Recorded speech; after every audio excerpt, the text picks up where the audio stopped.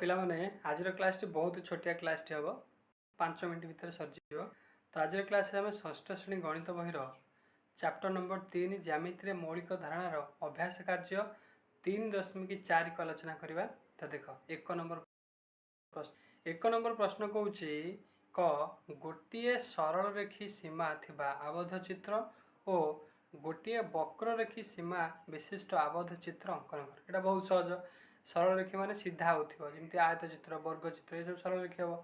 आ वक्र रेखी गले तुम मानचित्र अंकन कर किंबा गोले वृत्त अंकन कर ये सब वक्र रेखी आबद्ध चित्र है अंकन कर।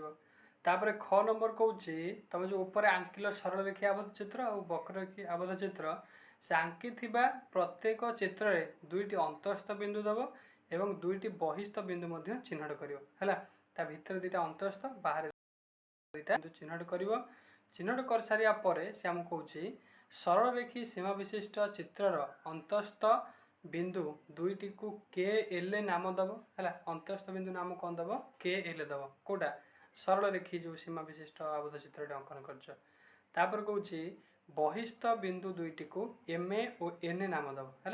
बहिस्थ जो बाहर अच्छी आबद्ध चित्र बाहर अच्छी ताको एम ए और एन ए नाम दब बुझीगला। तापर कौन जो वक्र रेखी सीमा विशिष्ट जो आबद्ध चित्र अंकन कर अंतस्थ बिंदु जोटा तुम देथिबो से अंतस्थ बिंदु दुईटी को पी क्यू नाम दब एवं बहिस्थ माने बाहर जो बिंदु दुटा अच्छी ताको आर आ एस ए नामकरण करिवो। एटा बहुत सहज एटा शीघ्र कर दो किसी असुविधा हेनी है।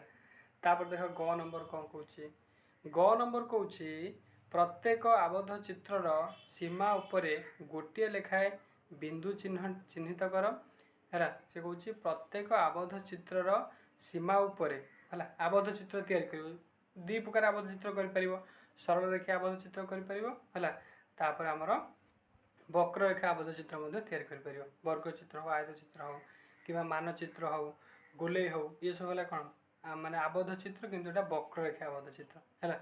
से हम कौन प्रश्न को देख कौन प्रत्येक आबद्ध चित्रर सीमा उपरे गोटे लेखाए बिंदु चिन्हित कर सरल रेखी चित्र रे यही बिंदुर नाम वाई दब है। सरल रेखी जो चित्र है वाई नाम दब एवं वक्र रेखी सीमा थिबा चित्र रे यही बिंदुर नाम दियो जेड। वक्र रेखा जो तैयारी कर तार जो सीमा ऊपर जो बिंदुटे दब तार नाम दब कौन जेड दब बुझीगला क्लीयर होगा। देख आ जो मैंने भी पूर्व क्लास गुड़िक देखिन प्रथम जाए पूर्व क्लास गुड़िक देखी क्लीयर हुआ कहीं कनसेप्टा जिते क्लीयर हम ये माने अभ्यास कार्य चुटकी हो फटफट हो सब किसी अब भाविया पड़े कहले क्वेश्चन देखु देखु तुमको आसो। मेन हूँ कनसेप्टा क्लीयर हवा दरकार कनसेप्ट जिते तुम क्लारिटी रोसे कनसेप्ट अधिका समय दूसरी अभ्यास कार्य गुड़ा खाली आलोचना करदे कहीं मुझे जानी कनसेप्ट जो मानक भी भल भाव क्लीयर हम से जमी भी प्रश्न देले से सब प्रश्न उत्तर करेंगे। आउ तुम जब कनसेप्टा क्लीयर न तुमको जिते अंक कषि था कनसेप्ट क्लीयर ना माने सब जगह भूलीज कि भी तुम मन रहा तेणुक कनसेप्टा हूँ सबुठ इम्पोर्टाट तुम एक्सरसाइज कर कि न कर कि कनसेप्टा बुझाटा बहुत इम्पोर्टाट से मुझे आगे कनसेप्ट क्लास कराऊँगी तापर जाकि अभ्यास प्रश्न गुड़िक आलोचना करूँ कनसेप्टा भल भाव देख।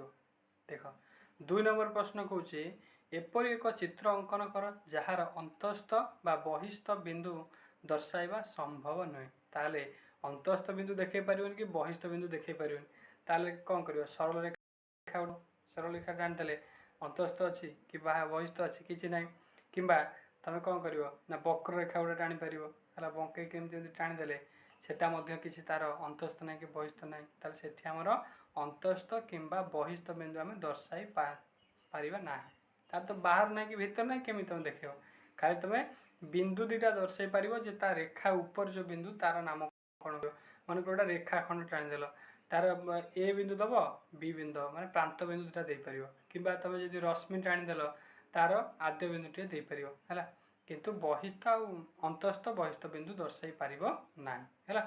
तो आज क्लास आम अभ्यास कार्य 3.4 की आलोचना कले।